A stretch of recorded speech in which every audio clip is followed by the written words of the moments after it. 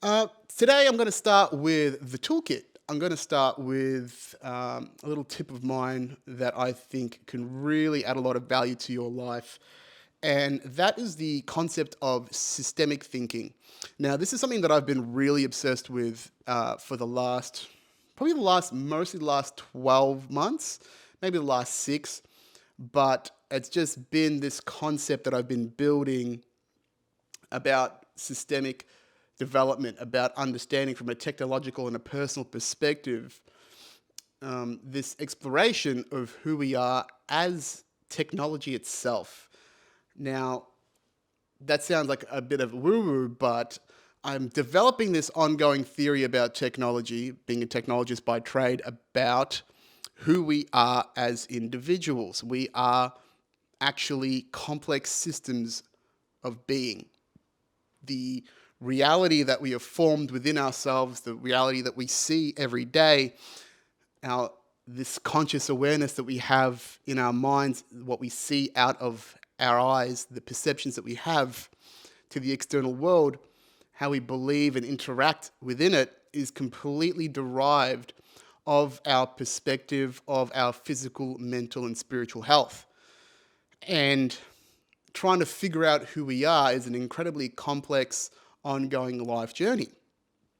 But by being able to break down who we are into key areas, which I think is physical, mental, and spiritual health, these three planes of our existence, and then even more so breaking down the key systems that operate these tiers of health, it really helps you gain control over your life by being able to just have bite-sized pieces and understandings of who we are and building a ground-up understanding of who we are as individuals.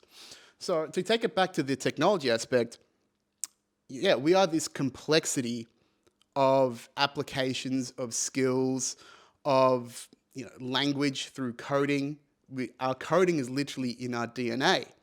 The language that we operate in is our thoughts and our belief systems. And who we are and how we perceive the world is entirely governed by the perceptive process, understanding where we place our attention, what information we receive, what the cognition is, how we perceive this information, and that's outwardly transmitted into the world and our perceptions of the world.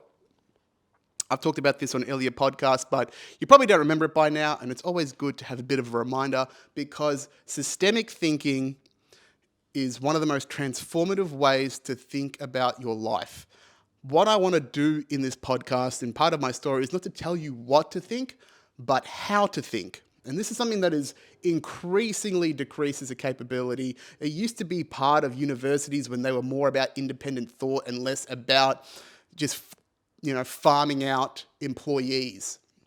And that's our education systems, I think, are largely failing us.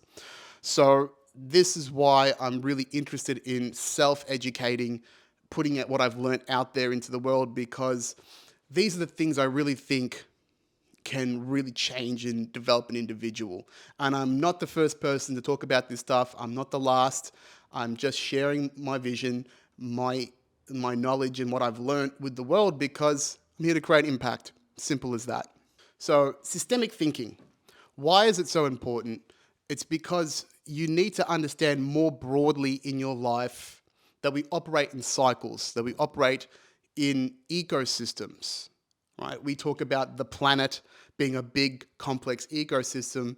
It is. I mean, it can be broken down into smaller components that affect how the ecosystem operates. And that applies to you as an individual as well. You as a human being are the product of a complex orchestration of physical, mental, and spiritual systems. And the higher up you go into these planes of thought and reality, from the physical world to the mental to the spiritual, the physical world has a lot more definable attributes that you can measure and improve. The mental, less so, and the spiritual, well, literally, it is spirit, it is ether. It's very hard to determine.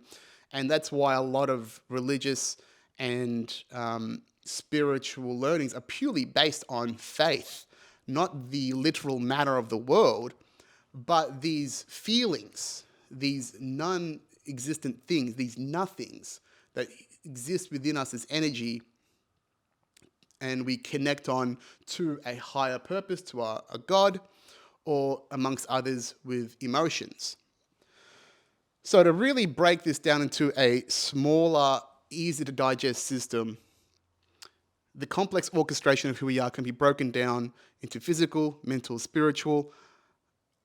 The easiest thing to do to understand first is to understand your physical systems. Because as someone that used to be overweight, did not sleep well, has ongoing mental health problems, has had multiple mental health problems in the past, was not fit as an individual, I've had to optimize every system that exists in my body.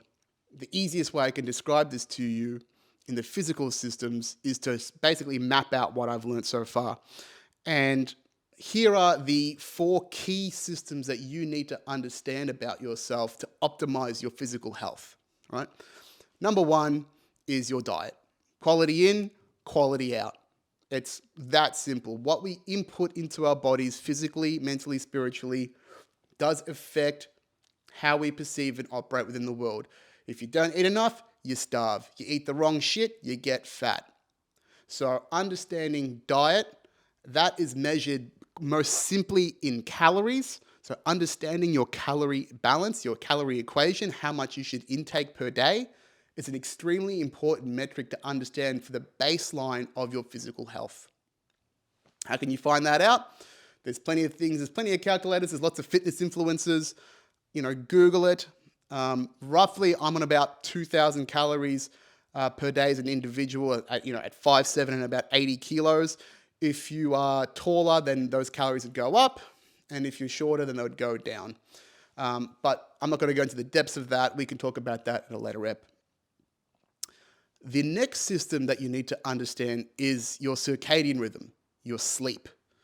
And you probably would have seen, hopefully, on the internet, everyone's talking about their sleep hygiene, understanding how to maximize your sleep cycle and understanding how important it is to our well-being. I'm a big fan of Dr. Andrew Huberman's work, who's given a massive toolkit on the importance of sleep and what you can do to optimize your sleep every single day. Right?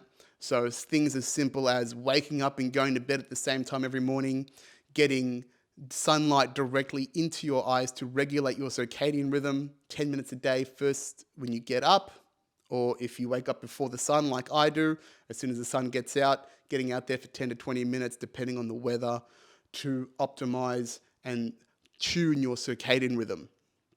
Staying off your phone in the first hour and the last hour of your daily sleep cycles or before you go to bed. Avoiding caffeine, right? These are all systems and all of them are cycles in what we do every single day, right? You eat every day, you sleep every day. So it's not about these big swings or these yo-yo diets or these crash fads that are going to give you the most out of your life. It is the optimization of your daily habits that build up over time that give you physical, mental, spiritual health. Okay, so understanding your sleep, understanding your diet, very critical. Number 3 is your hormonal systems, right? Understanding how hormones affect you as an individual. Testosterone primarily for men and estrogen primarily for women. And it's insane that I've had to wait till I am in my early 30s to really understand this system because it creates so much drive and so much individuation within us as a species, and yet we don't understand it about ourselves, right? Testosterone to men creates drive. It creates aggression, but it can be healthy, right? It's mostly a drive-based hormone. And that's what gives us the ability to work through pain, to work through issues. It reinforces growth. We actually, at high doses of testosterone, really enjoy the struggle of life, right? You look at bodybuilders, for example, who are a great peak example of hormone optimization. And how can they lift these heavy weights? And how can they be driven to exhaustion day after day. Testosterone, it drives them. With estrogen, I'm not a woman. I'm not going to talk to you and espouse what estrogen does for you, but it is incredibly important to optimize that in both women and men. So something you might not realize is that men and women also have a little bit of testosterone and a lot of estrogen, a little bit of estrogen in us as individuals. And it's important to regulate that within our hormonal optimization. Why? Because if you as a man have too much estrogen, then you get like feminized, which is unhealthy. You get acne, you can get gynecomastia, which is bitch tits, right? You can become increasingly hormonal and emotional. If you have too much testosterone as a woman, then you do get the characteristics of a man. You do get a deeper throat, a deeper voice. You get facial hair. You can even enlarge your clitoris if you've got too much testosterone. Ironically, though, from what I've understood in hormone optimization for women, most hormone replacement therapy for women in their older ages isn't actually about rebalancing estrogen. It's actually about rebalancing testosterone. So it's important to understand the duality of testosterone and estrogen in our lives, how much of an importance they play to our mental and physical well-being. Because the more testosterone or the more estrogen you have relative to your gender, the more personally aligned you're going to feel. And I can speak to this from personal experience as someone that has experimented with hormone optimization, taken testosterone in the past, and has royally fucked it up. Okay? I do not recommend the use of exogenous testosterone to anyone. How did I get sucked into it? Pretty simple. Like every other gym-going dude in their teens and early 20s, I wanted to get big. I wanted to get big fast.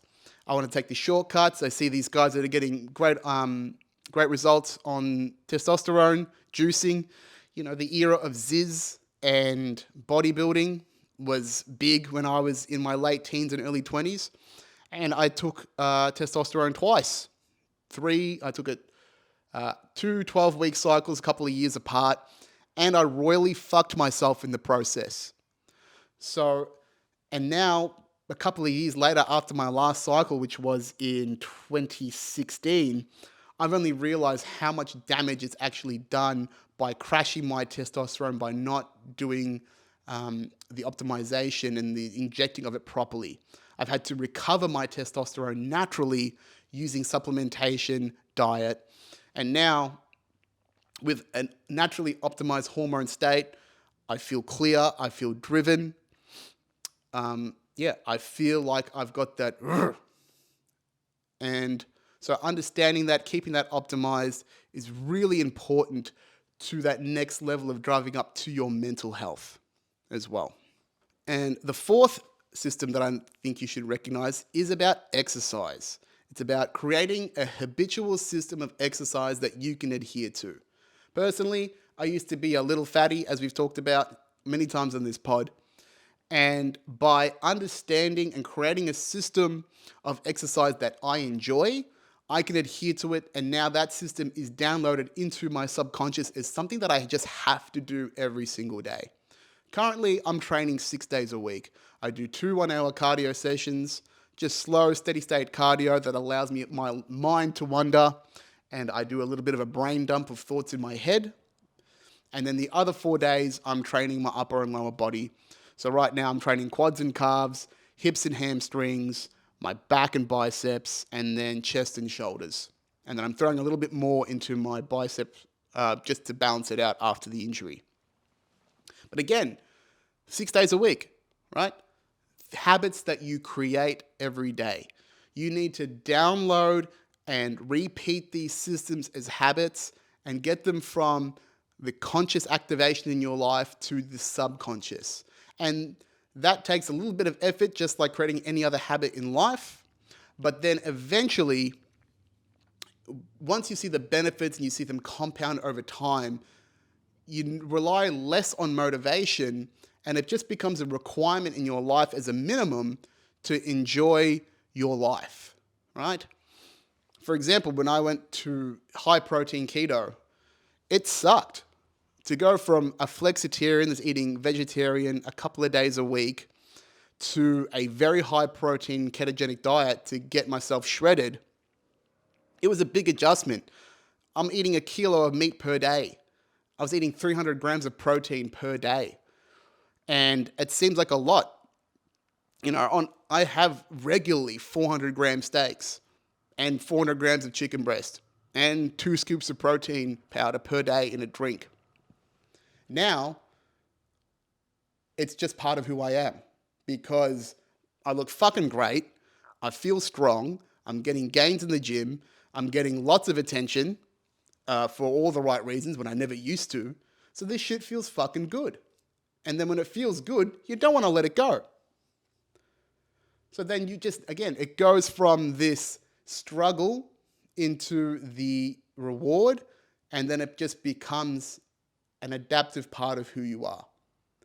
And that's the system downloading over time, right? Now, at a minimum, I have to keep my physical systems in order to maintain my mental health. To maintain quality mental health, I need to eat well. I need to train 6 days a week. I need to optimize my sleep to 7 or 8 hours and minimize the bullshit that gets in between in my day that fucks my sleep up. And then I've also optimized my hormones to a place where I've got great drive, great mental clarity, a lot of motivation that comes from having a well-optimized and testosterone-driven body. Simple as that. I'll be talking more about systems, and I probably will break them down even further over time. But thinking about your life in systems, who you are, is extremely critical. You need to create mental models and frameworks in your brain. We are visual and process-driven individuals. That's why we are creatures of habit. The creatures of habit that we are is literally based on an ecosystem. A system that is a closed environment that repeats itself over and over again. And we improve in iteration by optimizing these systems for maximum output towards whatever your goals you have. Simple. So, break down your life into systems. If you are in business, if you are looking at your health, everything that you exist in, every paradigm you exist in life, can be broken down into systems, into cycles. What you need to do is map that shit out, understand the codependencies, where does the flow of information, of resources, of output come from, and then how can you optimize these processes and tweak them towards your maximal outcome. And that's what I do in many aspects of my life, is systemic thinking. Right now, I am downloading new systems into my brain as part of my self-improvement journey. I have started working in a mastermind where I'm downloading systems from other people who understand the digital world of business that I don't understand. My world of business understanding is more about the non-digital world, the analog world, understanding people, the sales process in that, as opposed to the digital ecosystem, understanding sales funnels, conversion for websites, that sorts of stuff. I know I don't know it, so I'm paying an expert to download it into my brain efficiently, give me the information that's relevant, and then eventually that will become my core operating system, something that I can efficiently derive my existence upon, and how I can efficiently put that out into the world to generate wealth, outcomes, whatever I need. So systemic thinking, cannot recommend it enough. Start to think about your life in systems.